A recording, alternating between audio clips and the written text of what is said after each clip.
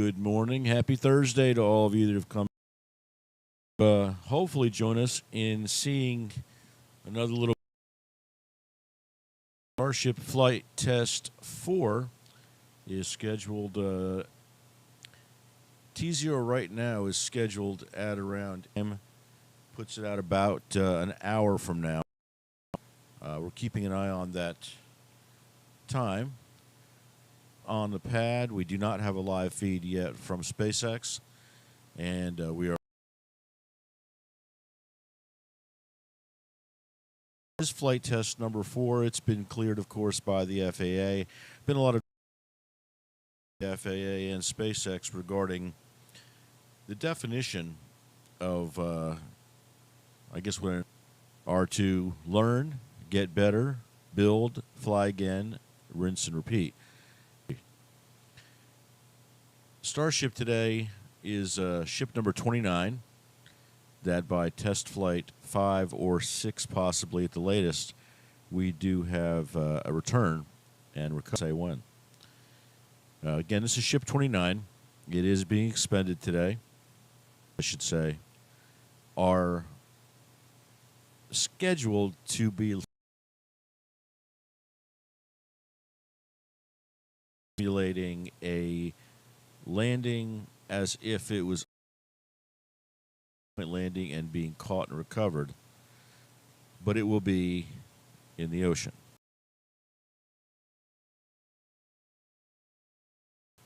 The some camera views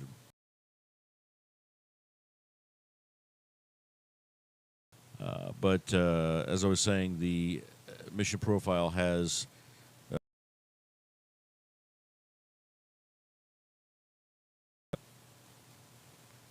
And I believe the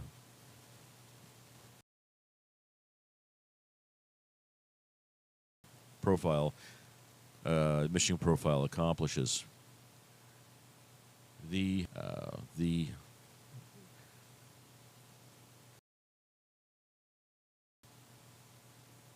these all up here on my screen.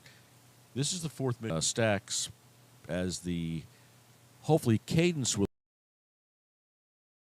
Allowing SpaceX to, not using the word perfect, but certainly that we're looking at Elon numbers, but it was at one time.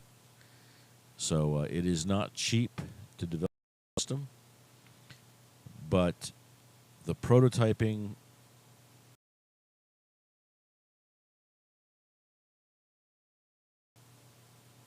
a whole lot of time in front of computers, simulating launches, simulating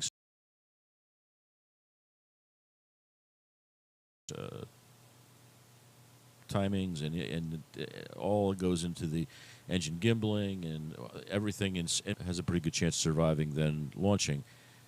Takes a whole lot of time, and that can be attested by what happens. Very good feeling that the hardware you put together is thanking SpaceX today when they bring that coverage through to us, being able to provide this coverage. We are still trying to grow, and we've done very well, and we thank every one of our subscribers for taking. And if you see some things that are interesting, you enjoy what you see, feel free to try and subscribe and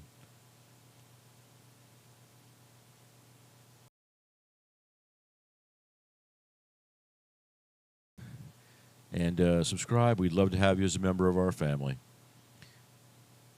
But also, we'd like to thank double-checking T0s. I do apologize for that. Again, with a test flight like this, it's a very fluid situation, so you're making sure launching on Central Time. All their timers and everything is on Central Time. Here in Florida, we are on Eastern Daylight Time. Job for us, and we appreciate every bit of that. And like I said, we didn't get a chance to bring up the weather maps, hopefully today. And we'll bring those maps up. Meteoblue gives us the authorization to use their data, and but the launch window today is about 2 hours, and we've moved a little bit to T0. moving from 8 o'clock, looking at just about everything, I guess. And we are still at a T0 Eastern time of 8:50. Eastern still holding at this point. Their T0 feed, them going by their page, going live at 8:10. But it is a fluid situation process that was very exciting and had me was the fact that the launch pad, the orbital launch mount, and the tower were being vented. Once that happens and the valves are closed, minutes before launch of Booster 1 being fueled. And the fascinating part about that is that it doesn't take much longer to fuel this booster. Is substantially smaller, so pretty amazing stuff. At this point, I'm going to stand by for just a bit and double check everything. By my clock, that says that's just under an hour, and we will see how quickly we will be able to pull that feed through and begin the SpaceX coverage. Again, thank you to SpaceX and the fact that they allow folks like myself to use their greatly appreciated. And just as a side note, got to get the pages updated today, but the channel will be updated. We've got a few launches coming up. I've got some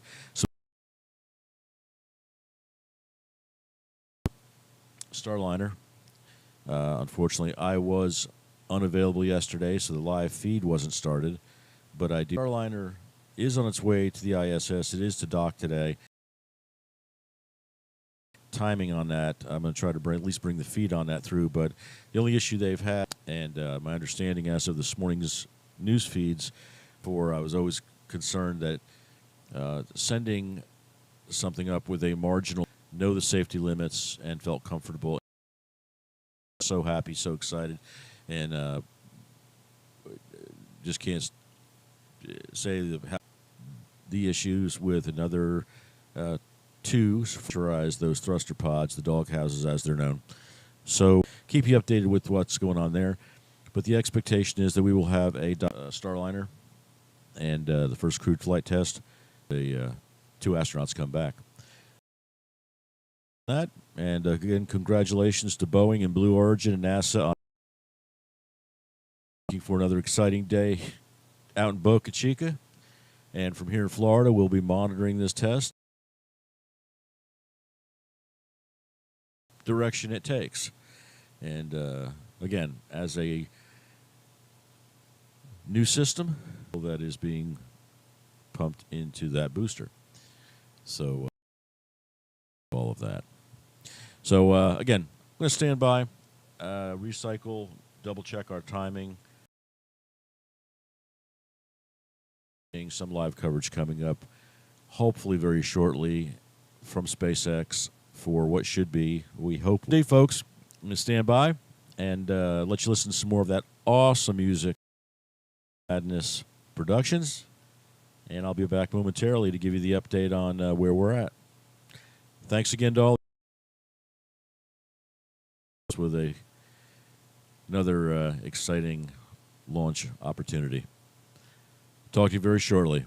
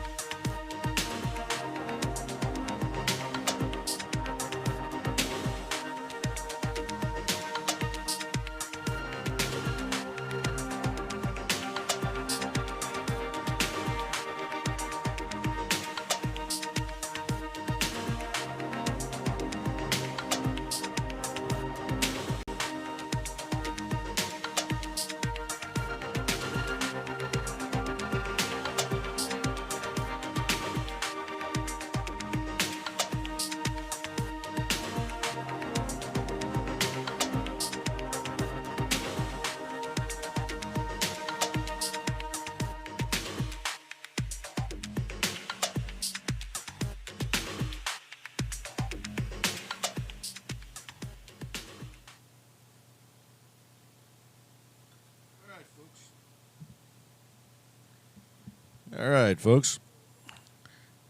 Papa D back at you here. And right now we're at T minus 39 minutes. We'll get, looks like about a little bit less than 40 minutes of coverage, assuming we go off on. Apparently has begun. And everything looks to be good so far. And we'll be looking at an on-time 2-hour window, so plenty of time to monitor that. But I just wanted to give you the heads up. We are right now looking at a go for a T0, and let's over to that SpaceX feed shortly. Get all the updates and ship the Starship stack. 8:12 time here in Central Florida, Eastern Daylight Time. And thank you for coming out. Thank you to SpaceX, and thank you to all subscribers. No doubt about that. Appreciate all of you.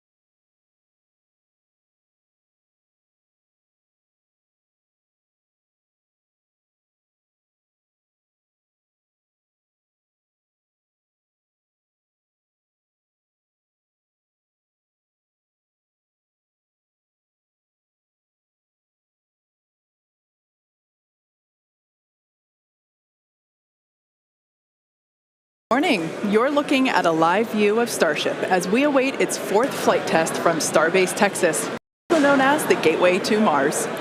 Thanks for tuning in. We're excited to be joining you once again from SpaceX headquarters in Hawthorne, California. As you can tell, it's getting excited behind us. We're here in front of Mission Control Center. Now, we are targeting liftoff at 7:50 a.m. Central Time in just over 30 minutes from now. It's been roughly 2.5 months since our last Starship flight test, and the turnaround time between these tests just keeps getting shorter and shorter. Today, we hope what we achieved in Flight Test 3 in March. Our primary goal is to get through the extreme heat of Starship reentry, which is no easy feat. As with all flight tests, our goal is to collect as much data as possible. Every flight gets us another step closer to a fully operational Starship. Starship is the most powerful vehicle ever developed and the first design of a rocket that is capable of making life multiplanetary. Starship will allow us to land humans after more than half a century, fly the heaviest payloads ever flown, and ultimately fly humans further into space than ever before. Getting there will require us to fly frequently, which is why we're producing so fast. We already have hardware built and are preparing for our next several flights. But the most important thing about Starship is that it's designed to be fully and rapidly reusable, and of course, reliable. We've been designing from day one to realize a vision of having an entire city of people on Mars, something we know will take launching millions of pounds of cargo and equipment into space spread across thousands of launches. The faster we can learn now, the faster we can improve and evolve Starship to achieve this vision. And that brings us to today's flight test, the fourth of many that will get us one step closer to Mars. But before we definition views and real-time data during entry thanks to Starlink terminals on the ship, which itself was a widely successful test. This gave us confidence that we'll continue to get unparalleled insight into the ship's re-entry in order to rapidly improve.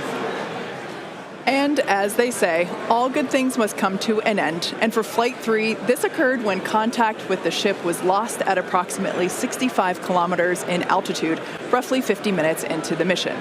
After reviewing data from the flight, we found the most likely cause of the unplanned rolling seen during the ship coast phase and reentry phase was blockage of valves that help control the smaller attitude control thrusters. We upgraded these to make them more resilient and added some additional thrusters for redundancy. Overall, we learned a tremendous amount from that last flight, and capping it off with those re-entry views was truly an exciting end to the mission. Incredible. So back to today's test. Today's mission profile is similar to Flight 3, but we have new test objectives, the first of which is getting through the extreme heat of re-entry. About 27 minutes from now, Super Heavy will ignite its 33 Raptor engines and lift off from Starbase. A little more than 2.5 minutes into flight, the Super Heavy booster will separate from the ship in a hot stage separation, meaning that it'll light its engines while still attached to a partially lit booster. The booster will perform a flip maneuver, followed by a boost back burn. About 2 seconds after that burn ends, we'll jettison the booster's hot stage. As it heads back to Earth, the booster will attempt a landing burn before splashing down into the Gulf. Meanwhile, the ship's engines will remain lit for just under 6 minutes during its ascent before shutting down for the coast phase. The ship will coast for about 40 minutes or so, reaching a peak altitude of 214 kilometers. And after its coast phase, the ship will attempt a controlled re-entry, including a flip maneuver and a landing burn before splashing down in the Indian Ocean. Now, we say attempting because, again, this is a test and nothing is guaranteed. As we mentioned earlier, the booster and the ship have to contend with some extreme conditions on re-entry. For this flight test, we do not plan to recover any hardware from the booster or the ship. With the exception of Falcon, this is no different than what happens to most rockets flying today that are expended or fall into the ocean after completing their mission. Eventually, we will land and recover Starship boosters and ships as we do today with Falcon 9 and Falcon Heavy boosters. And in fact, we've landed 316 Falcon boosters to date. Even though recovery is not planned, the telemetry and data we receive all the way to the end is what we're looking for, which will help us continue to build a rapidly reusable Starship for the future. In other words, the payload for this mission is data. It's also worth mentioning that the hot stage jettison is an off-nominal procedure that we're using as a temporary way to reduce the weight of the vehicle for its water landing today. Yeah, exactly. Future designs give Super Heavy boosters a lighter weight integrated hot stage intended for full reusability, which will mitigate the need to jettison the hot stage. Okay, so now that we have a handle on today's flight test, let's check in with Dan. Dan, how's it going? Hey, Jesse, and welcome everybody back to Starbase for yet another Starship launch. I'm coming to you live from the Raptor's nest behind the Mega Bay. I'm here with our Pad Red team and some of our flight controllers this morning. Everything has been going really smooth. We did have the Red team going a little bit earlier to fix a ground side issue, but that was taken care of. That's why we slid a little bit later into our window. But as of right now, we are on track for liftoff at 7:50 a.m. Central Time. That's 12:50 UTC. As you can see, we are actively loading propellant onto Starship and Super Heavy. Those frost lines are ticking up as we load liquid methane, that's our fuel, liquid oxygen, that's our oxidizer, onto both vehicles. They're cryogenic, so they're subcooled to several hundred degrees below zero. Since Flight 3, we've made a few more upgrades, helping to bring Prop Farm 2.0 online. That's just going to help us to continue to shorten the amount of prop load time that we're going to need. We're also going to be using it for Launch Tower number 2, which is going to be coming to Starbase real soon.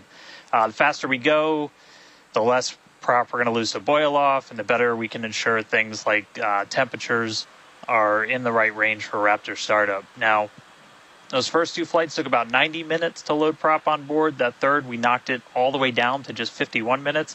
We're aiming for about 46 minutes of prop load time for today's op, eventually hoping to get that down all the way to 40, which for some context, that's just 5 minutes more than we take to load Falcon 9, but we're doing it with 10 times the amount. So this morning, ship prop load started at T-minus 50 minutes, booster at T-minus 43 minutes. We're going to pause the ship main tank prop load in just a couple of minutes to do the header tanks, which are going to do that attempted ship landing burn. We expect the ship to close out all of its prop at about 3 minutes and 20 seconds before liftoff, and then booster at about 2:50. Now, our final countdown sequence is going to look very familiar. It's going to be the exact same as it was on flights 2 and 3.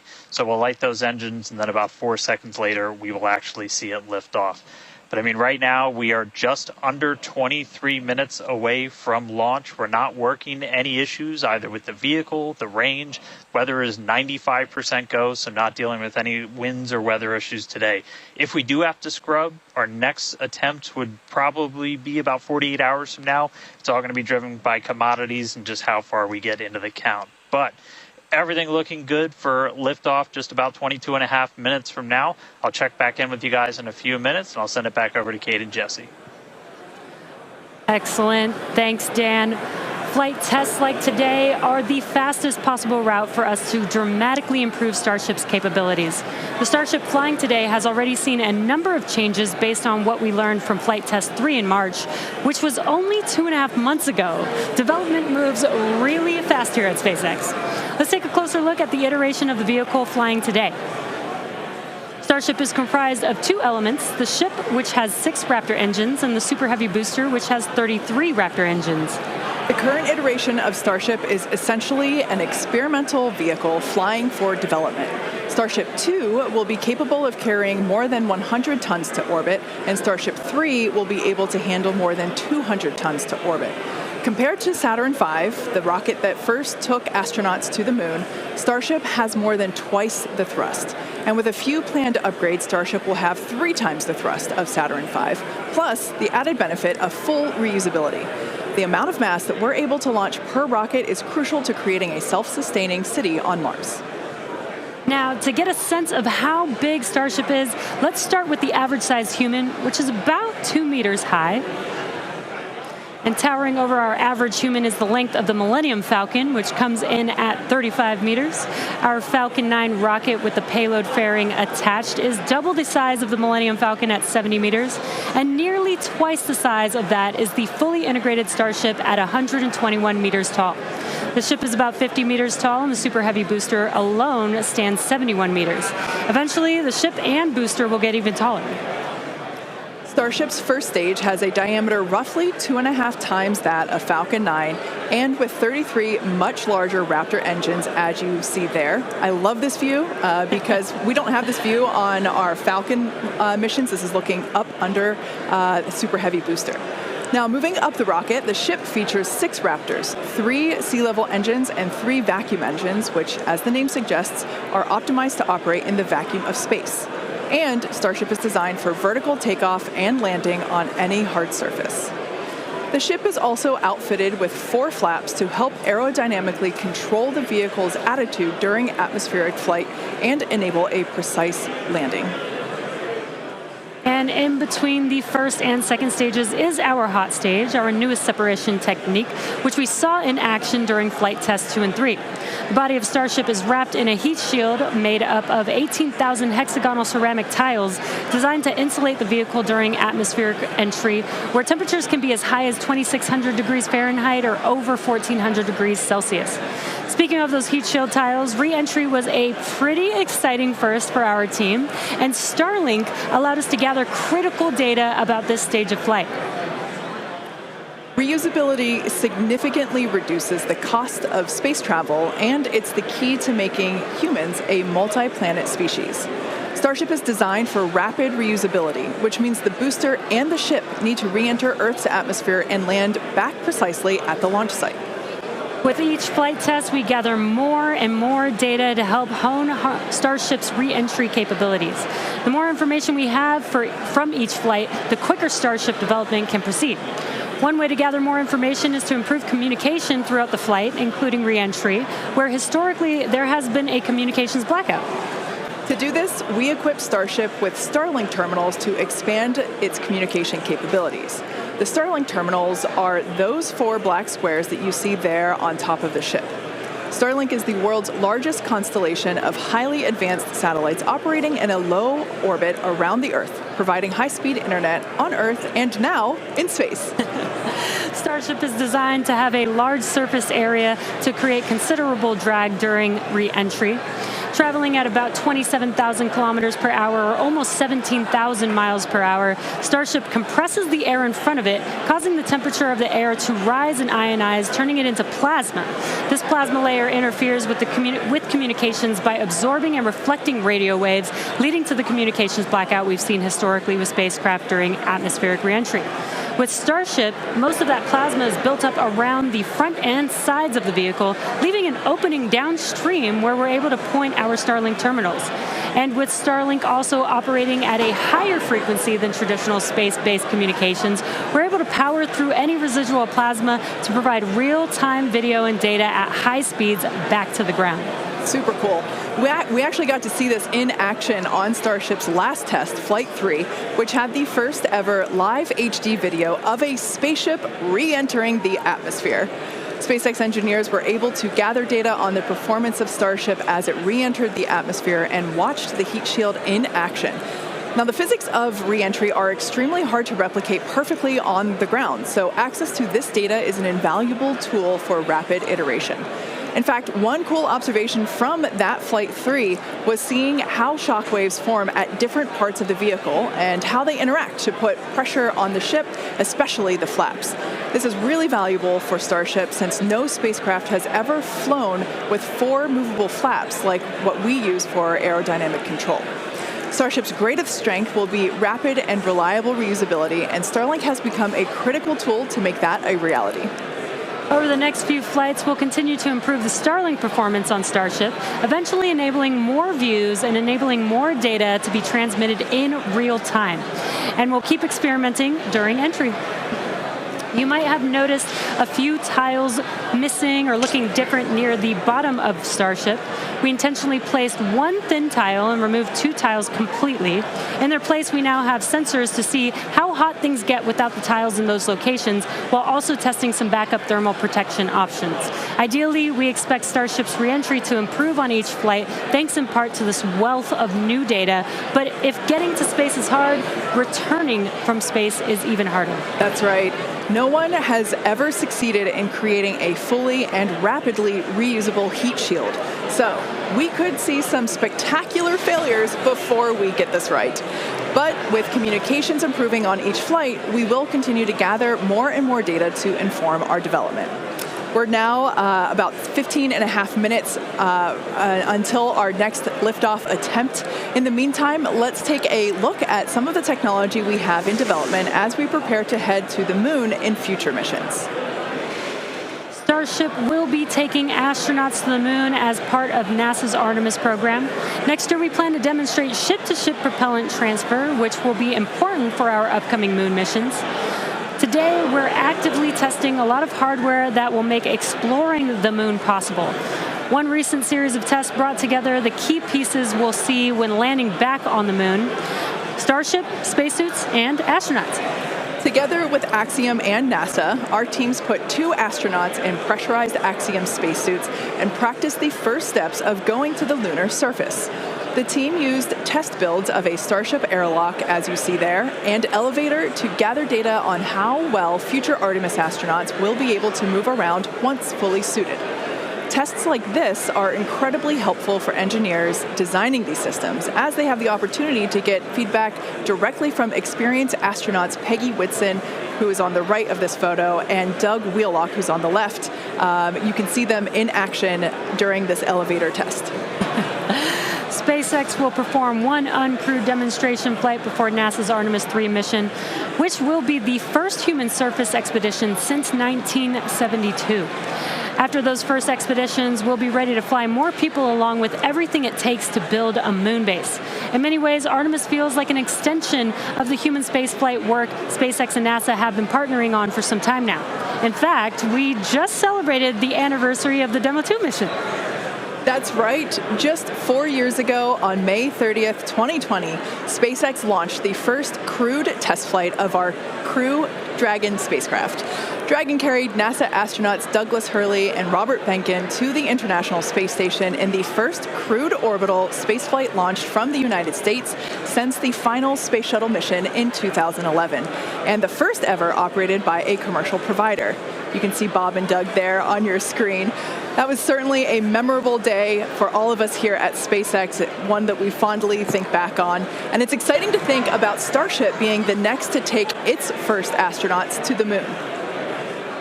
In tandem with Starship development, all of our operational human spaceflight missions are helping us prepare for those future trips to the moon. Our upcoming private astronaut mission, Polaris Dawn, you can see the crew there on your screen. They will play a big role in testing procedures that will be relevant to our moon and eventually Mars missions. We're looking forward to the third Polaris Dawn mission, which will be the first crewed Starship flight. The Polaris Dawn crew will attempt to reach the highest apogee ever flown by a spacecraft, and they'll also be performing a spacewalk, or extravehicular activity, wearing SpaceX's newly designed spacesuits. They'll also be testing space-based communications, which will be critical to future deep space missions. The Polaris Dawn mission is currently targeted to launch no earlier than July of this year, so stay tuned, because that is going to be a very exciting mission to watch. In the meantime, at T-minus 12 minutes, let's check back in with Dan on today's countdown. Hey, thanks, Jesse. Everything continues to go real smoothly. It's been a real quiet day so far. The board looks really clean, not tracking any impediments to a launch just under 12 minutes from now. Prop loads continuing. Looking at the numbers real quick, we're about 85% full on the ship. We did pause to start filling those header tanks on ship. Again, those are the 2 smaller tanks in the very top of the nose cone that we're going to use for that attempted landing burn with ship. And with the booster, we're just at about 75, 76% or so on our methane and LOX, so getting pretty full there. Those are going to continue down to about 3 minutes and 20 seconds before liftoff. That's when we'll close out all the prop on the ship. And then T-minus 2 minutes and 50 seconds on the booster. A lot of work also going on in the background. Our range safety teams working to make sure the area, not just around the pad, but in the sea space out in the Gulf, and also in the anticipated entry point in the Indian Ocean, are clear. We're not tracking any blockers, any boats, anything like that in the zone right now, but their work literally continues right up until those last couple of minutes. So they're working pretty hard to make sure everything stays clear. But right now the range is green. I already talked about it in the beginning. It looks a little bit cloudy, but weather, not a concern today. Really light winds. We only had about a 5% chance of violation when we started this morning, and that's held. So everything continuing to look really good for launch so far. The pad itself is getting ready. Reminder that we're going to light those engines about 4 minutes before it actually takes off. So you'll see them start. The 33 engines on Super Heavy start to light prior to that T0, and then about 2 seconds after, we'll start to see first motion. But everything looking great. Just coming up on 10 minutes until launch. Getting excited down here, ready to feel the rumble. I'll send it back to you guys over in Hawthorne. Thanks, Dan. Teams are also getting excited here at SpaceX headquarters in Hawthorne, California. There is a pretty large crowd now gathering outside of Mission Control, located just behind Jesse and I.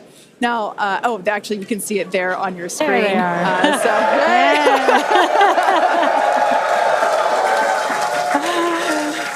Everyone getting super pumped for our fourth flight test. Now, as a reminder on that note, today is just a test, the fourth of many future flight tests of Starship before it becomes fully operational. So whatever the outcome and however far we get, we can promise excitement. This rapid iterative development approach has been the basis for all of SpaceX's major innovative advancements, including Falcon, Dragon, and Starlink. Today, we've successfully landed Falcon 9 boosters 316 times, changing humanity's understanding of what's possible when it comes to rocket reusability. And even though we are not recovering the booster or ship today, test flights like these provide critical data through every phase of flight, which will get us closer and closer to full reusability. And we have a lot more tests planned for this year. When we start recovering Starship boosters, we'll want them to return to the launch site for a quicker turnaround, which you can see in this animation on your screen. And that's when the tower reveals its dual purpose. After launch, the arms or chopsticks on the tower will help guide the booster into position to ensure a precision landing. And our goal for the near future is to have 4 launch towers, 2 in Cape Canaveral in Florida, and they will look very similar to the ones that you see here in this animation. As we know, we find that our renderings tend to end up looking really similar to real life. So while this is a rendering, we do know we can look forward to this in the future. Like I said, we're going to have 2 at Cape Canaveral in Florida and 2 located at Starbase. Starbase will continue to be used for flight tests, and the towers at the Cape will come online as we prepare to fly operational Starship missions. In fact, we recently upgraded the actuators in the chopsticks, which are responsible for swinging those arms in for a catch. And we'll be testing an operational step on this flight by moving the chopsticks to the catch position immediately after Starship flies away. That's going to be really incredible to see. As we mentioned, we have a lot more tests planned for this year, so we need a lot more hardware. Today we have ships and Super Heavy boosters built and either ready to launch or in testing for the next several flights, with more coming off of the production line as SpaceX's Star Factory continues to grow. The latest phase of the factory currently under construction will come online this summer, giving us several 100,000 more square feet of space. Yeah, when you step into this factory, it is truly inspirational. My heart jumps out of my chest every time I'm there. Now, this will enable us to increase our production rate significantly as we build toward our long-term goal of producing 1 ship per day. And coming off the production line soon, Starship version 2. Now, with all that being said, let's check back in with Dan for the latest as we head into the terminal count.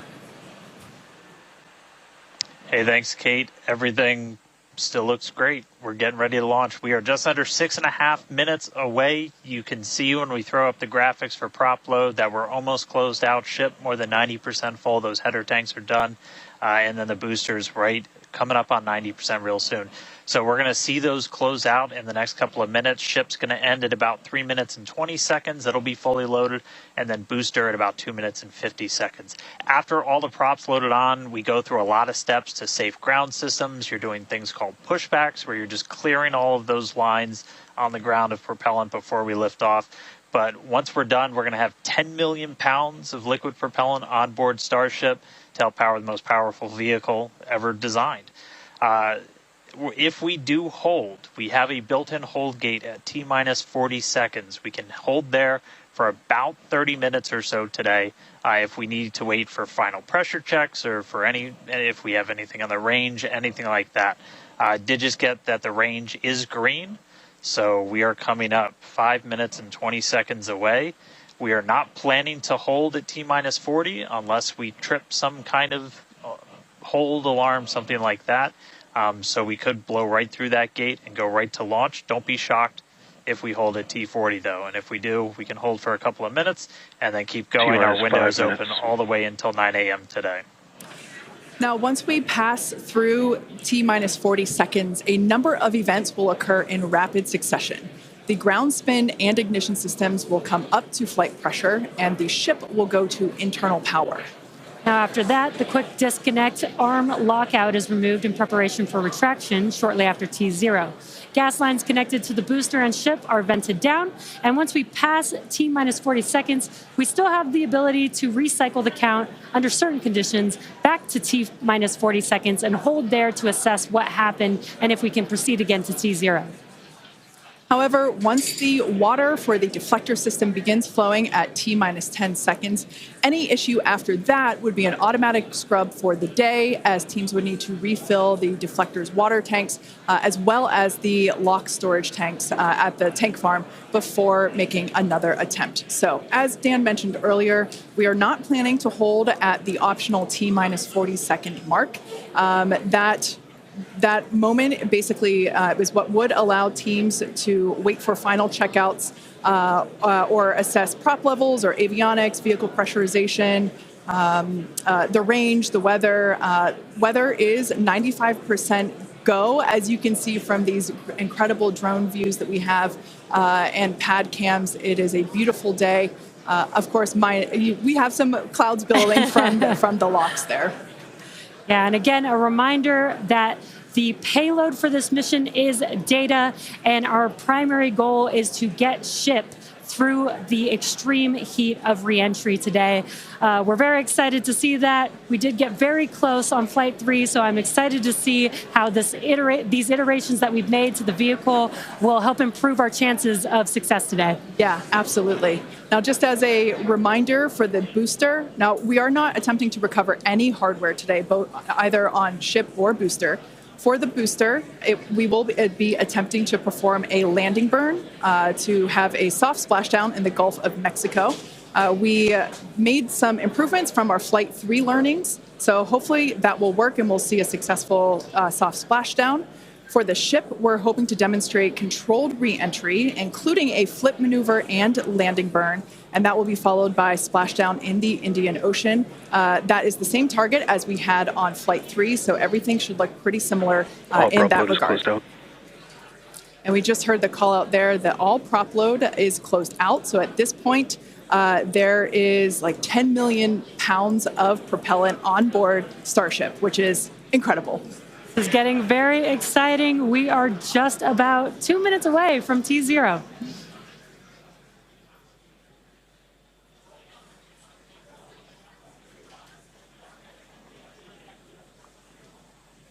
And as Jesse just said, we are under 2 minutes away. So prop load is complete. All the fill drain lines into ship and booster have closed.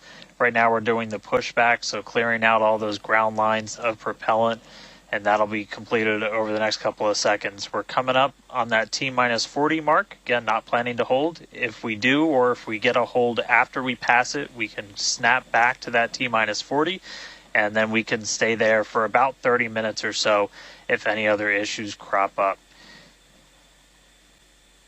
Once we pass T-minus 40, a lot of things happen, both on the vehicle and the ground. It's running a lot of its own self-checkouts, venting different tanks and pressure lines throughout the vehicle.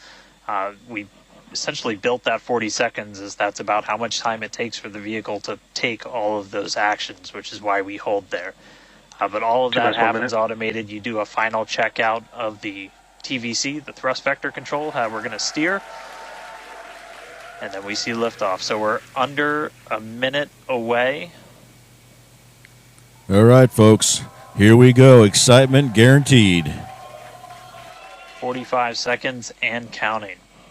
Good event, getting met. All right, now as we close in, we are past the 40-second mark. So let's listen in. Flight Director Ty Huntington's going to take us through one more time for a Starship liftoff.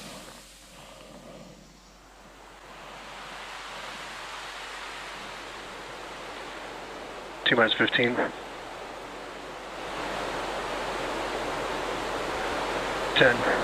9, 8, 7, 6, 5, 4, 3, 2.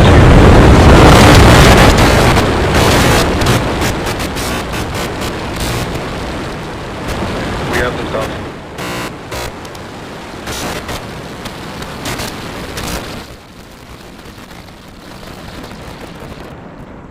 Vehicle is pitching downrange.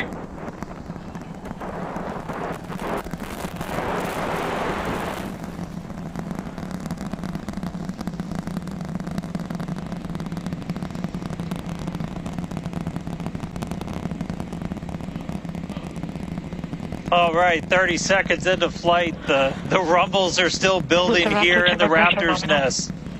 We're seeing 32 out of 33 engines lit on the Super Heavy right now.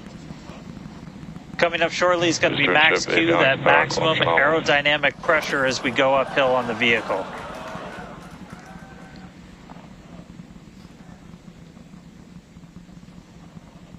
Max Q. All right, we just passed through max Q, so we're going to continue on up. We still have about a minute and 30 seconds until we get to stage separation. Starship now flying faster than the speed of sound.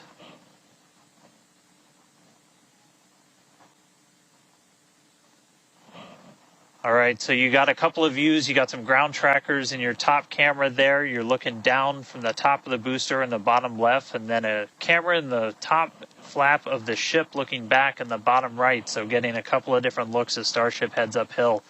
Once we get the hot staging, a lot of things happen all at once simultaneously. We're going to light the engines on the ship, starting with the RVACs first, and then the 3 center sea level engines before we're separated. All of that exhaust gets plumed out the side of the hot stage, and then the ship will separate itself. All but the 3 center engines on the booster are going to shut down, so the booster never stops its thrust while we go through this hot stage maneuver. After that, the booster is going to do its flip, start heading back, and then the ship will be on its own power on its way to space. So that should be coming up in just about 30 seconds from now. As of right now, still looking in like 32 out of 33 Raptors lit on the booster. And we'll start to see those stagger down. They're going to turn off in banks, so you'll see the lights on the bottom left screen of the engines that are active start to turn off in different groups, and you'll see those 3 center ones lit. Booster engine cut off. Ship ignition. Stage separation confirmed. Boost back burn start up. Acquisition of Houston.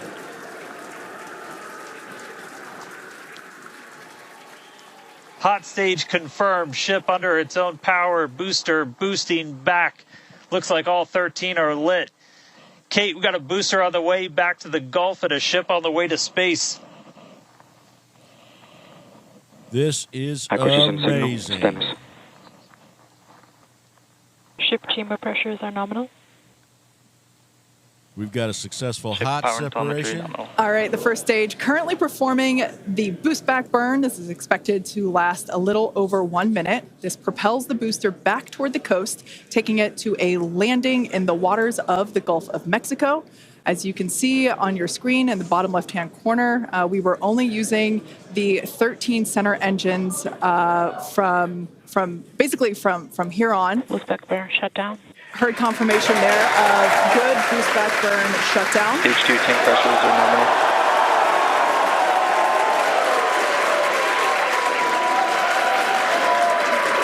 Lots of excitement. So right here, this is our view of the jettisoned hot stage. As we mentioned, this is a temporary fix to help reduce the weight of the booster, the Super Heavy booster. Future iterations will have a lighter weight integrated hot stage structure that won't need to be jettisoned. Now, after we jettison that hot stage, the booster will begin to attempt its water landing in the Gulf. In the meantime, the ship will coast for about 40 minutes or so up to an altitude of 214 kilometers. And after its coast phase, it will attempt a controlled reentry, including a flip maneuver and a landing burn just before splashing down in the Indian Ocean. But as a reminder, we are not attempting... Trajectory nominal. Good news there. Trajectory is looking good for the ship, which is on the right-hand side of your screen.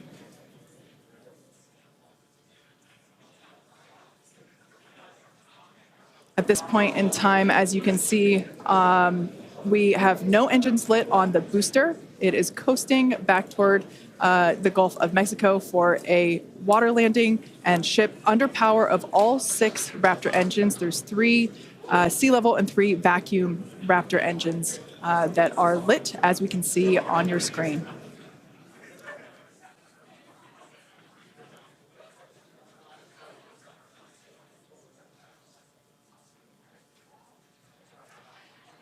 These views have been looking incredible. Super Heavy has been performing beautifully today. And you can hear the crowd is very excited about it. As a reminder for Booster, the primary goal today is to do a landing burn and a splashdown in the water. And we are just about 30 seconds away from that landing burn expecting to begin. And an incredible view from the forward portion of the booster. This is basically on top of the Super Heavy booster where we have jettisoned that hot stage. So now we can see this incredible view of Earth as it's making its way back down to the Gulf of Mexico. Right now, the booster is using the 4 hypersonic grid fins to guide itself through atmospheric re-entry. And we are expecting that landing burn here.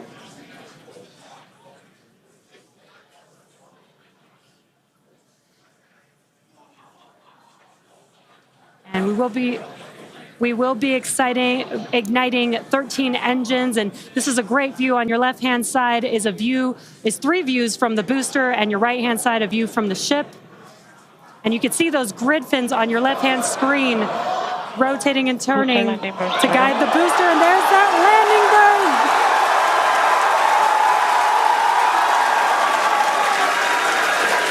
That landing burn just begun, and you can see the water below.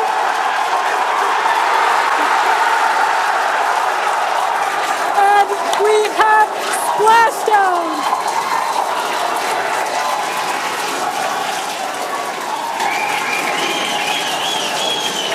What an incredible sight!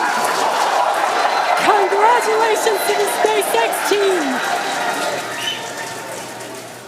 Ship has entered. Congratulations to SpaceX. That was The first amazing. Splashdown of the Super Heavy booster. Loved seeing it just tip over into the water before losing that footage. Now the next milestone is coming up in about under a minute. The ship is going to shut off its Raptor engines, Ship engine cut off. which we see right there.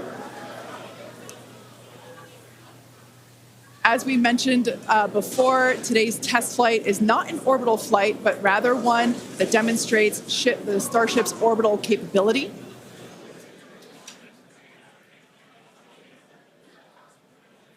So right now we are under power with just the 3 center Raptor engines. Expecting those, and just there we could see that those have also successfully cut off.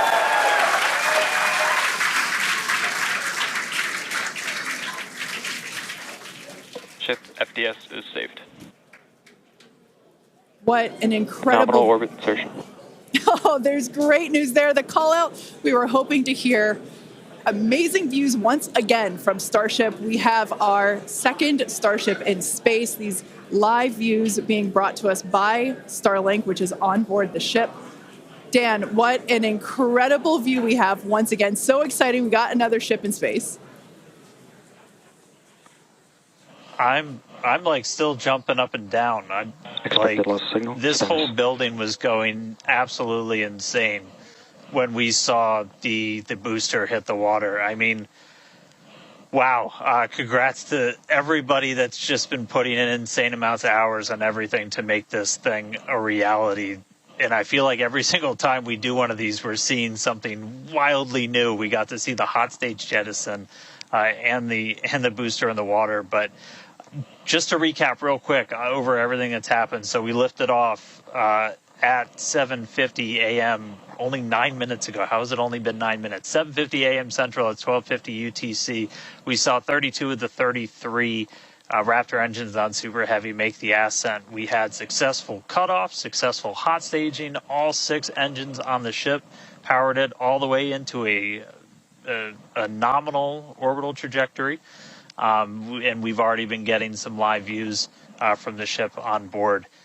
After that, the booster was able to do its boost back burn. Oh, this looks like we're actually getting some views from the ground still, potentially from Florida, of the ship as it's up there. That's a view from some of our tracking cameras on the ground in Florida. But the ship, we just heard successful orbital insertion, so it's right where it needs to be and is now going to continue on its way to coast until it comes to reentry. But I mean, the booster, successful boost back burn, jettison the hot stage, and then a landing burn. It looked like we saw 12 of the 13 engines light up, and then that first ever soft splashdown in the water. So a whole lot still to come. Ship now on its way to its primary objective of entry. That's going to be coming up in just under 40 minutes from now. So a lot still to come, but wow, what a 9 minutes to start this mission off. So can't wait to see what entry is going to show us, but that launch was incredible. Back over to you, Jesse and Kate. Wow.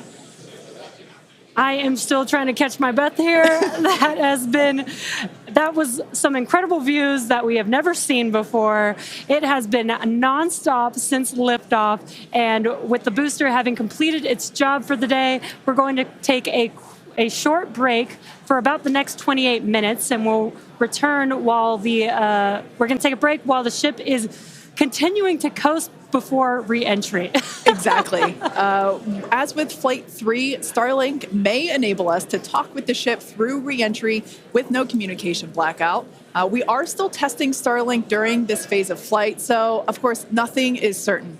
However, if we do have views, we will be sure to bring those to you live. Views such as the one, that we had. Well, of course, because I said it, it went away. So we will try to bring those to you live. Exactly. Views or no views, we'll see you back here at T plus 40 minutes for coverage of Starship's re-entry, flip maneuver, landing burn, and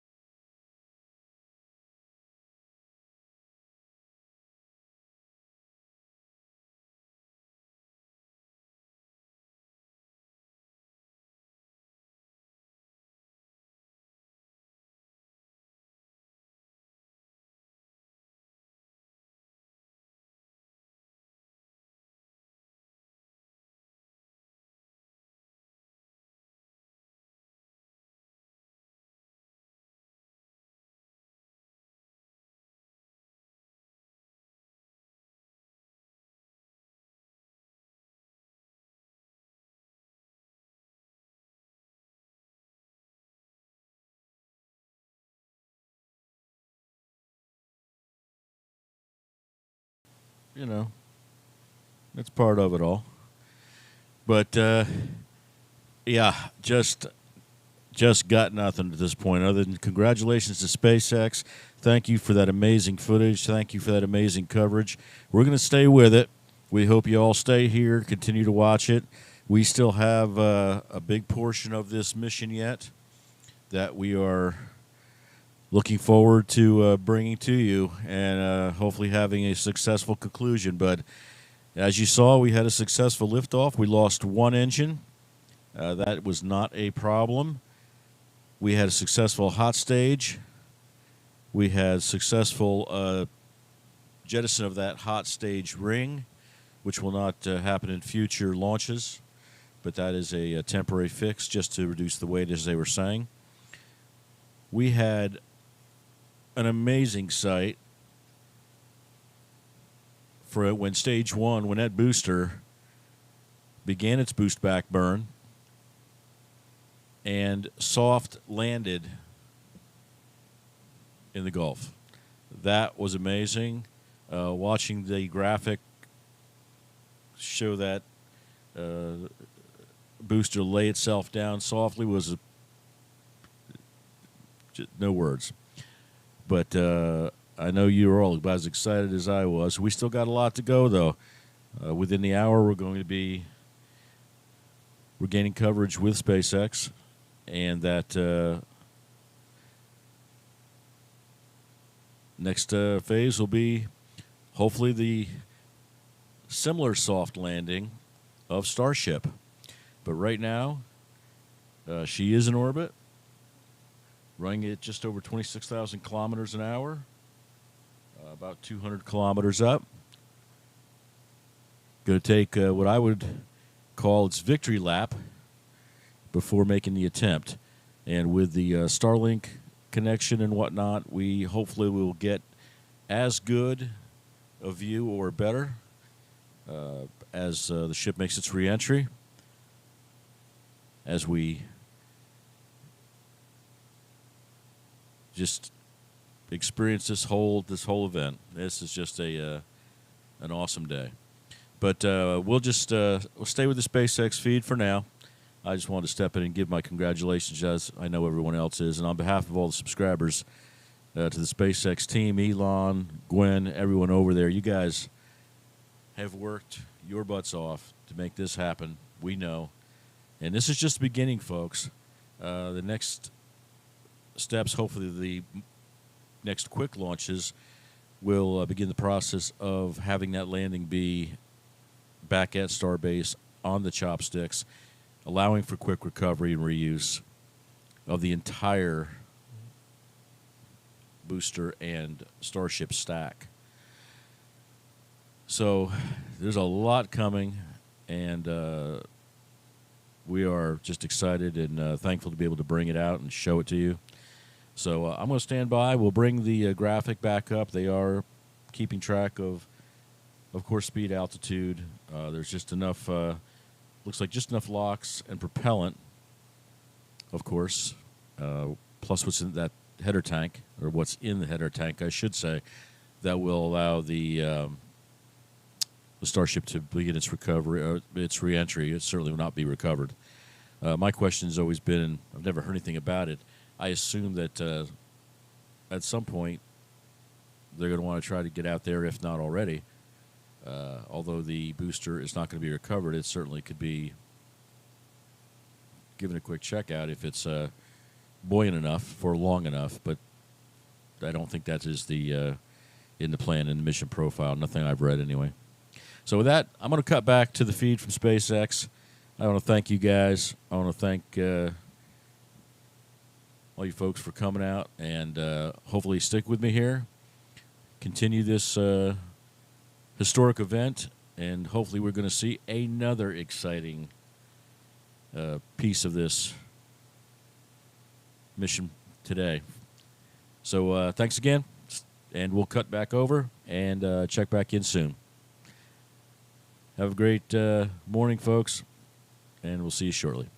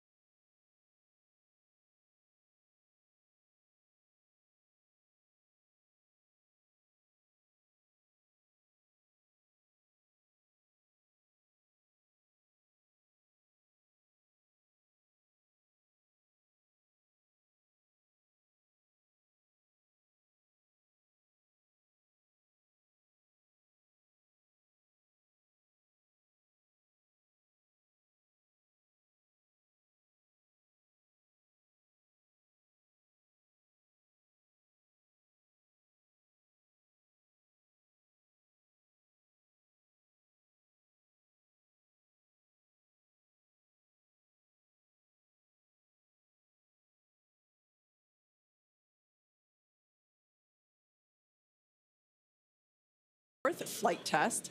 It has been an exciting day so far. We had an on-time liftoff of 7:50 a.m. Central Time, followed by successful hot staging, stage separation, jettisoning of the hot stage structure, an epic super heavy booster landing, water landing in the Gulf of Mexico, the first successful return of the super heavy booster. So that was incredible to see. And right now, the ship is in space. As you can see here by this view, we're looking at one of the flaps of Starship, one of 4. You can actually see a close-up side detail of some of those hexagonal heat shield tiles. Now, coming up around T plus 49 minutes, the ship will re-enter the Earth's atmosphere. As a reminder, the primary goal of today's flight test is for a ship to make it through the extreme heat of re-entry.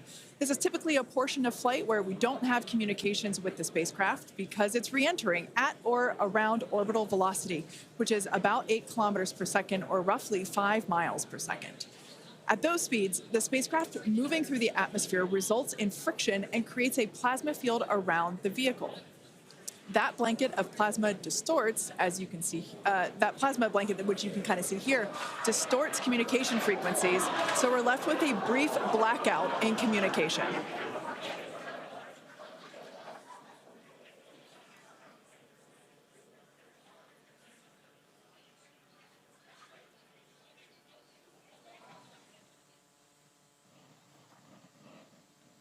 Yeah, that's right, Kate. And Starlink's what's really allowing us to capture as much data as possible, especially through this reentry. Updated animation, landing burn. I hope we get to see it for real today. But these live views that we're getting now and we're going to continue to get are through Starlink. That's going to allow us to get as much data as possible, which we've said it before. We're going to say it 9,000 times. The data is the payload on these flights. So as much as we can learn, that's just going to pay dividends on all of our future flights and help us get Starship to an operational phase. Reentry, obviously a really critical phase of the flight, and it's the one that we're now most focused on cracking to get us closer to that full reusability. Starlink is going to be able to send us data back all the way through reentry. We've done some additional testing, and we're expecting to be able to get data from Starlink thanks to its high frequency and kind of the orientation and everything of Starship all the way through reentry. And then got a new view here. We have 2 external views. We had this one on flight 3. We've got 2 for this one. And we're going to continue adding views as we continue to evolve Starship. Again, this is an experimental vehicle. Believe me, I want as many camera views as you all do. So huge shout out to the AVI and the software teams and everybody that's been working with us. We're getting more cameras on Starship. Not just because it looks cool, but this provides an incredible insight into reentry, which is, historically a really tough window to look through. Approaching entry interface. The physics of reentry are insanely intense. One of my favorite NASA astronauts, Victor Glover, recently described it as with the forces and the flows and the temperatures, it's like pointing at a raging river in one spot and saying, tell me exactly what's happening right there. And that's what a ship is experiencing as it goes through, as it's moving through the atmosphere at, more than 5 miles a second and heating up to thousands of degrees. So just having visual representation, just being able to see what's happening is incredibly valuable.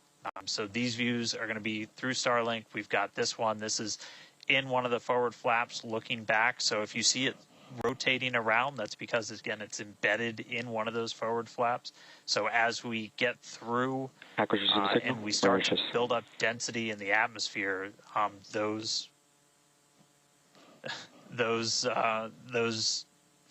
view is going to move around as the flap does. And then the other one we had a little bit earlier is looking at one of the other forward flaps on the other side. Eventually, we're going to keep adding more cameras to Starship, get a couple of different views from the outside of all the different areas, and then also eventually to be able to see payloads once they're deployed. So a lot more exciting stuff coming up in the future. But right now, we're getting closer to reentry. We're going to be moving at hypersonic speeds at more than 5 times the speed of sound. We're going to see that plasma start to build. So, Kate, Jesse, excitement coming up. Yeah, as you can see with that view on your screen, again, high def brought to us by Starlink. We can see the plasma beginning to build as the ship is getting closer to the Earth's atmosphere. Now, let's talk a little bit about how Starship will survive reentry, hopefully, and control itself. Exactly. We've been talking about this entire flight test. There's 18,000 hexagonal ceramic tiles surrounding the bottom portion or the Earth-facing side of the ship. Starship is passing through 100 kilometers altitude. Good attitude for entry. Great call outs there.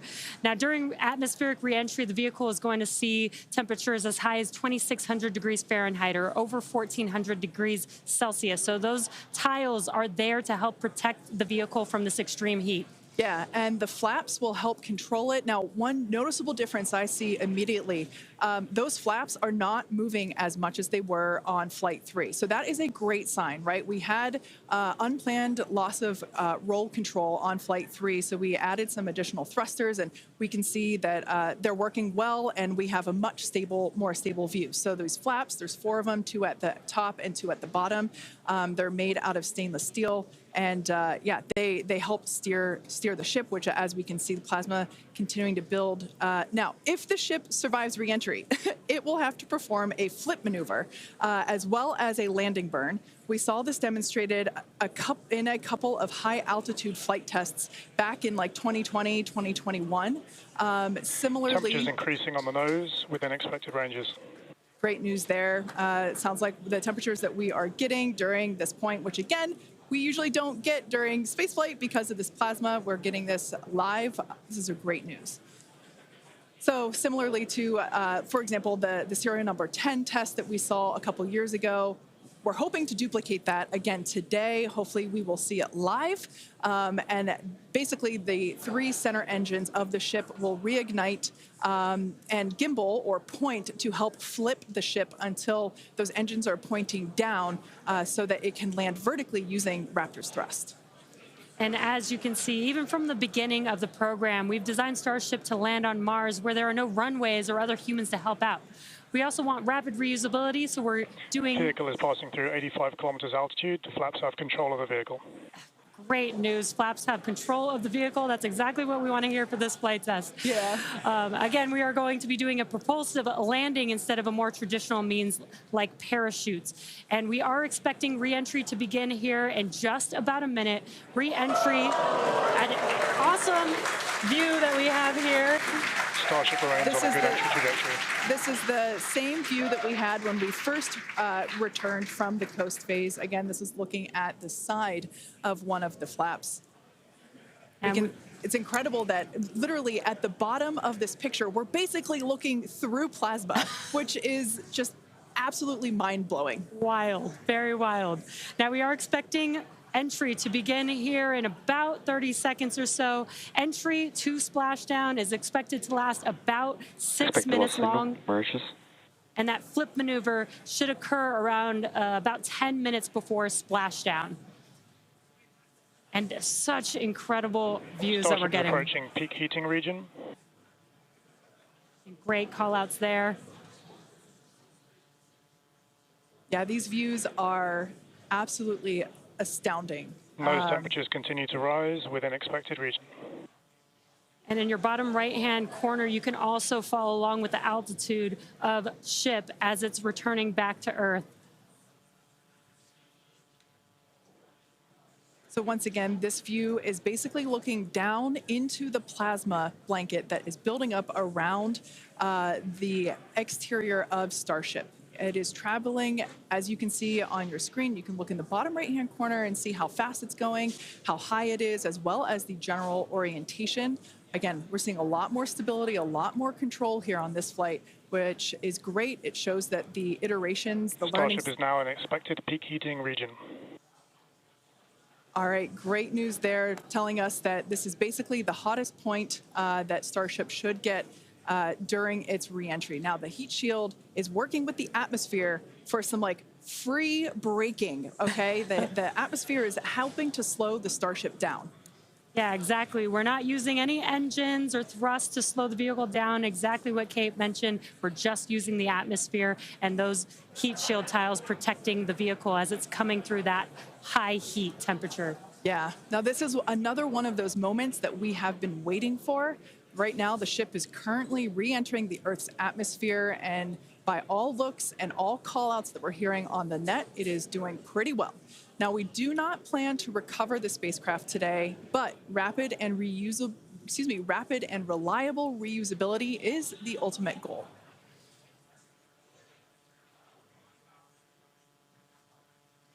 Just pausing to just take in this incredible new and different view that we're seeing. We did get a similar view in Flight 3, but again, the vehicle did lose a little bit of its control, attitude control, and this is a very stable view. This is great. This is exactly what we want, and we are hearing that we're getting expected call-outs. Mm-hmm. Absolutely. Starship is seeing half a G of acceleration, remains on a good entry trajectory. You know, it's incredible to look at this photo and wonder, wait, is it real? Is it frozen? You know, we can see so I was just going to say Those temperatures have stopped increasing. Oh, that is great news. The temperature is no longer building. But I was saying, like, we have a little bit of indication there. We can see that streaking that occurs and tells us that this is indeed a true view. So once again, we are looking basically through the plasma that is building up around the exterior of the ship.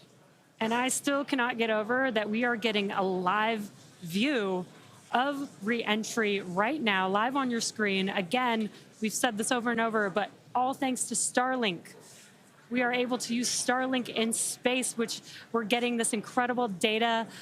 And not only just the data from the sensors, but getting live imagery of what is actually happening, which is great, which we've never been able to do live before. Right.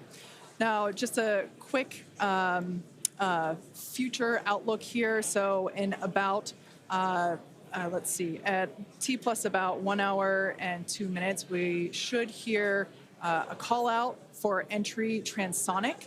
That means that the ship is going near the speed of sound. And then about a minute after that, we'll hear another call out saying entry subsonic, meaning that the ship is going below the speed of sound. So these are all continued indications that the atmosphere, right, as the ship comes back down, it is getting through the more dense part of the atmosphere, and that atmosphere is helping to push against the vehicle, and those heat shields are protecting the vehicle during this high heat period.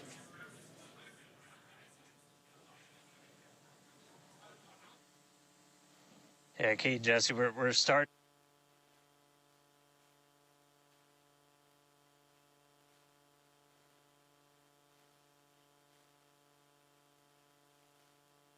on Flight 3 was at 65, so we should be making it past that point shortly. Obviously, as you guys pointed out, we're in a much better control this time as we re-entered in the right attitude, and our flaps have been steering the way so far. Once we get through transonic, that's when you've got essentially Raptor landing bird. Different areas around the vehicle where the air is either moving faster or slower than the speed of sound. We'll eventually get to subsonic, which we have some experience with. We did in our suborbital campaign. Start of Raptor chill. And Starship will eventually get down to its terminal velocity, just about 200 miles an hour or so. We are hearing that we're starting to chill some of the engines, as we are, if we make it all the way down to the water, still going to attempt a landing burn.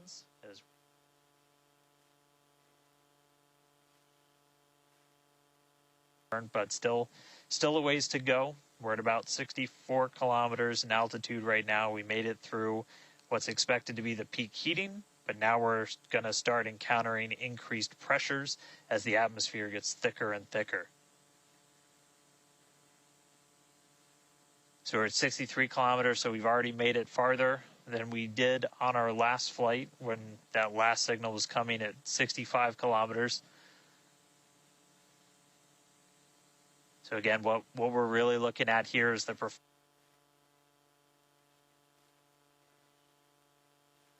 performance. Starship remains on a good entry trajectory. And looking like we're still on a good trajectory. If you're seeing little camera moves, that's the flap moving as it continues to maintain. the attitude of the vehicle as it re-enters. And I mean, not just camera views, but we've got sensors inside the ship. We've got those sensors down at the very aft end of the vehicle where we pointed out we had some intentionally missing tiles, where we've got some sensors looking at just how hot it's getting around there.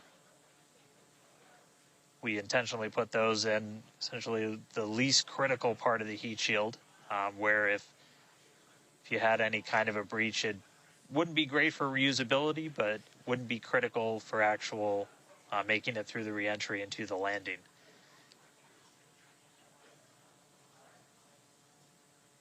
"58 kilometers, we're continuing to descend. Again, right now we are over the Indian Ocean. We're actually getting closer and closer to that expected splashdown point, which is just to the off the northwest corner of Australia.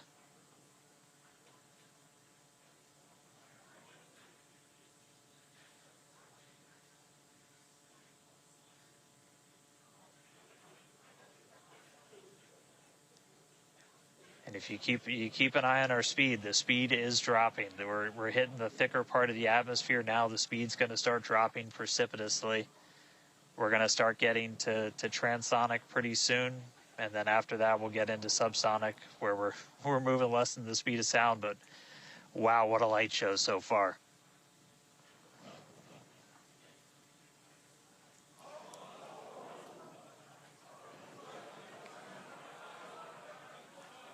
External temperatures are starting to come down. Again, this camera view is looking right at one of the forward flaps. And we're strategically putting some cameras around the vehicle to just look at the different areas that looks like we got the flap starting to come apart a little. Yeah, it does appear that we have a little bit of burn through there. We can see pieces of the vehicle flying off. What a show it has been. It's been like watching Interstellar or something. This is wild to see this, but the ship is still coming down, which is incredible to see. How far can it go? That is the question. Keep your eye on the altitude in the bottom right-hand corner. We're at 54 kilometers right now. Now, ultimately, the data is the payload today. We've been saying it multiple times. Our teams are sitting, reviewing this data live, learning where the hot spots are. As you can see, there's an obvious hot spot there with the flap, and learning how we can improve this design. The goal was to get as far through this high heat re-entry as possible. Ideally, we'd love to make it all the way down and perform that landing burn and flip maneuver, but we may not get that far today. We will see. Again, this is a test, and we are gathering as much data as possible, visual data as well, which we can see here. We are getting a lot of debris covering the camera on your screen, but we can still see some of those sparks and flames from that high heat as ship is making its way back down to Earth. Ship now at 50 kilometers and closing. The good news is we still got, looks like that camera lens just cracked. It's safe to say ship's getting a little beat up, but that's to be expected on a test flight. We are still learning how to improve the ship for total survival and recovery of the high heat reentry. I'm honestly impressed that we're still getting this live view despite how much debris is coming off of this flap right now. The fact that we've got it is good news. And I may have jinxed it. I apologize. Look at that, it's back. We are still going. And the teams here at SpaceX are excited, as you can tell by the cheering behind us. There's still a sizable crowd here at Mission Control Center, Hawthorne. A splashdown is expected in just about 4 minutes from now. And we're still moving. We still have live views. Starlink is doing an incredible approaching job. maximum entry dynamic pressure. External temperatures are dropping. Okay, good news, those external pressures are dropping. The question is, how much the ship is left. We can't really tell. We can still see some of that particulate coming off. And unfortunately, we do have a cracked camera lens. But for any photographers out there and videographers, we know that's part of the gig sometimes. Yeah, and you can see that the speed is rapidly slowing down. That's actually really great news for us. We want the vehicle to be slowing down before it splashes down into the ocean. That'll help set us up for that flip maneuver, engines first down into the water. Exactly. So we have seen this flip maneuver demonstrated on previous high altitude flight tests like serial number 8. Oh, more views. Or excuse, I should say more light coming through the view that we have through that cracked and dirtied lens there. But yeah, so we're hoping that this flip maneuver, that we can pull it off as soon as we get those views back. If we can get them, if the ship is still around, we will bring it back to you. Vehicle has passed maximum dynamic pressure. That is great news. Maximum dynamic pressure being the moment in which the vehicle experiences the greatest amount of aerodynamic pressure. Speed still dropping. We're now at 37 kilometers above the ocean. Just like Flight 3, we are targeting a splashdown in the water in the Indian Ocean. And we don't have a live view right now, but because we're still getting data and telemetry, that does tell us that ship is still doing okay, at least. And there we got that live view back. The crowd very excited to see that view, despite not being able to see very much. The fact that it's there tells us the ship is still alive. Yes, and collecting data, continuing to collect data as we get closer and closer to Earth. Yes, now 30 kilometers, now 29 above the Indian Starship is Ocean. at 30 kilometers altitude, Mach 2. Sounds like the vehicle's traveling, as we just heard, Mach 2, which is, looks like we might, I thought maybe it might clear up. It is a little bit, now at T plus 1 hour, 3 minutes and 13 seconds into Starship Flight 4, hoping that the ship can hang on. It's probably potentially hanging on by a couple of bolts and threads, but it's still going, and that is excellent news. That deceleration is looking incredible. We're about to go under 1,000 kilometers per hour. Yeah. Starship is at 20 kilometers altitude. Now, keep in mind that even though we can't see anything, the data itself is what we really are. Starship is subsonic. Subsonic, they're telling us it's traveling below the speed of sound.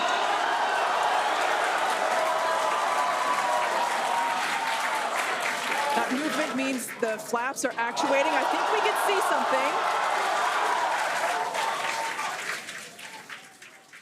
This is a nail biter. But we are, unfortunately, we can't see through the lens, but we're still getting the feed. Starship is now 11 kilometers over the ocean. All this data is incredibly important, even if, it breaks up right now. Okay, we can see that flap actuating through the glass. Starship is passing through 10 kilometers altitude. Okay, the next milestone will be initiation of the flip maneuver and landing burn. Keep an eye on the bottom right corner of your screen for those 3 center engines to relight. They will gimbal or angle so that the ship flips itself back up vertical and hopefully lands in a vertical position.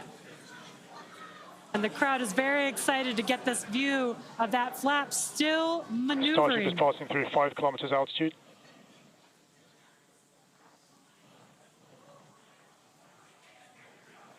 This is incredible. We're getting very close to splashdown. These fireflies are such a good sign of life right now. We wish we could see more, but we'll take it. Starship is at 2 kilometers altitude, terminal velocity.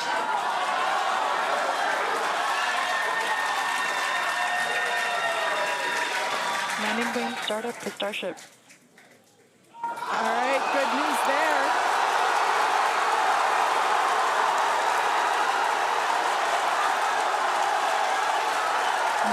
Landing bird startup.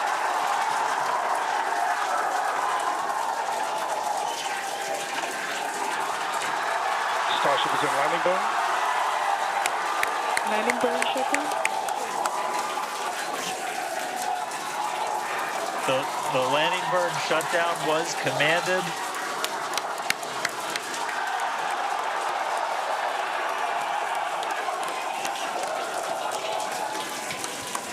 Everybody, I hope you saw this because I cannot believe what we just saw. Wow. I mean, it was a little bit of use your imagination as you were going down with what we could actually see, but we were able to hear the ship did its landing burn. It sounded Starship like we landing might have burn got shutdown. 2 engines. And there's the final call for landing burn shutdown, but we'll go back through all the data, but we did get confirmation that a landing burn took place. Starship made it through re-entry and did its first ever landing burn. From South Texas to the other side of the earth, Starship is in the water. What a day. What a day, guys. Yeah, that was absolutely incredible. We got views pretty much the whole way down. Analysis said it could do it. We weren't sure if it was going to be able to happen, but Starlink powered through, and we were able to get signal. We started to get some debris on the cameras and everything, but we were able to see it. So, I mean, what a day. Just recapping, everything started off today. We lifted off from here in Starbase just about an hour ago. It feels like a lifetime. Successful super heavy ascent, boost back, and its own splashdown in the Gulf. Ship made it to space, kept its attitude. Successful re-entry through peak heating. We got to see it under flap control through the atmosphere, and we got call out of our first ever ship landing burn after a launch into space. So just really incredible. So I'm going to take some time to collect myself, but wow, that was incredible. I can't wait for the next one. Over to you guys. It was so loud here. I haven't heard the crowd get that loud probably since liftoff of Flight 1, honestly. That was incredible. Congratulations to our teammates, to everyone who supported the Starship program. Thanks to all of our future customers for your support. And we'd also like to thank the people of Cameron County, Texas, as well as the Coast Guard, the Federal Aviation Administration, and the government of Mexico. And since Starship got a little bit toasty from that extreme heat of reentry, and we've got our very own Starship right here, let's have a toast of our own. I've been waiting all morning for this. Okay, may I? Light me up. Yeah. Just like Starship, I like this toasty. I'm keeping this. Now, we've got more Starship test flights coming to you soon. Be sure to follow the SpaceX account on X for more updates from today's test flight and future Starship tests. Thanks for watching, and we will see you next time.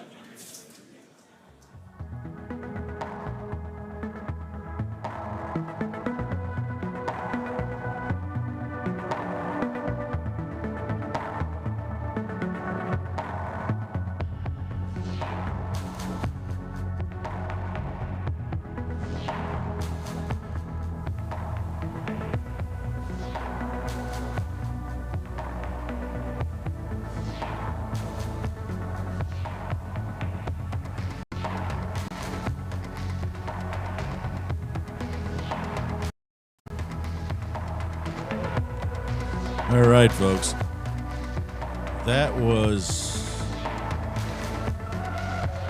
to say the least, absolutely amazing. Let me try to get some audio cleared out of here.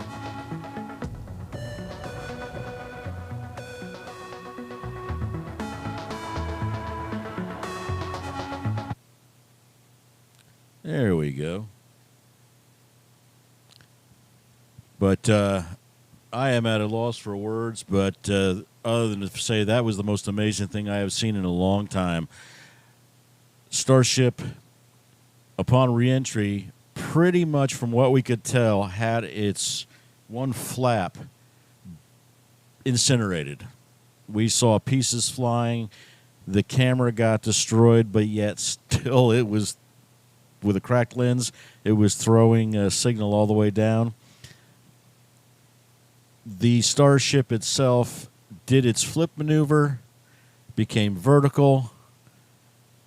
The landing burn took place, and it made the soft landing. So the entire mission profile appeared to have gotten through with, the word they used was toasty. I think it was a little bit more than toasty.